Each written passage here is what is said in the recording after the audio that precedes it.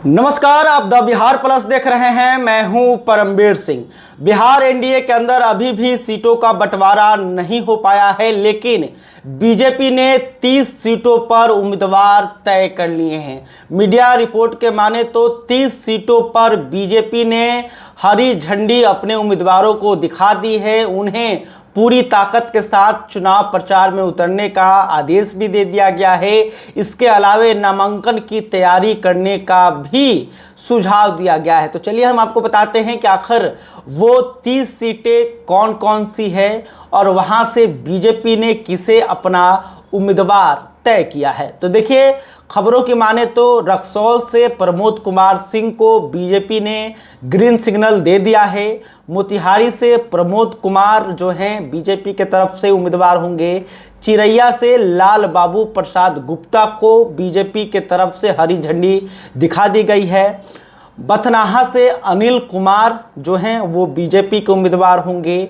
बेनीपट्टी से विनोद नारायण झा जो हैं वो बीजेपी के उम्मीदवार हो सकते हैं। इसके अलावे खजौली से अरुण शंकर प्रसाद को भी हरी झंडी दिखा दी गई है। राजनगर से रामप्रीत पासवान एक बार फिर से चुनाव लड़ेंगे। बनमखनी से कृष्ण कुमार ऋषि जो हैं एक बार फिर से बीजेपी के टिकट पर चुनाव लड़ेंगे।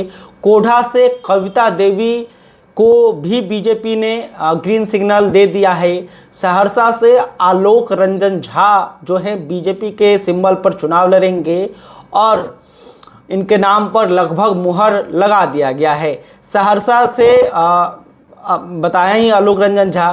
बरुराज से अरुण कुमार सिंह एक बार फिर से बीजेपी के टिकट पर ताल ठोकेंगे। इसके अलावे बरौली से रामप्रवेश राय चुनाव लड़ेंगे। जमुई से एक बार फिर श्रेयसी सिंह बीजेपी के टिकट पर चुनाव लड़ेंगी। तरैया से जनक सिंह जो हैं वो एक बार फिर से बीजेपी के टिकट पर चुनाव लड़ेंगे। पातेपुर से लखिंद्र कुमार रोशन जो हैं एक बार फिर से बीजेपी के सिंबल पर ही चुनाव लड़ेंगे और उनका टिकट नहीं कट रहा है।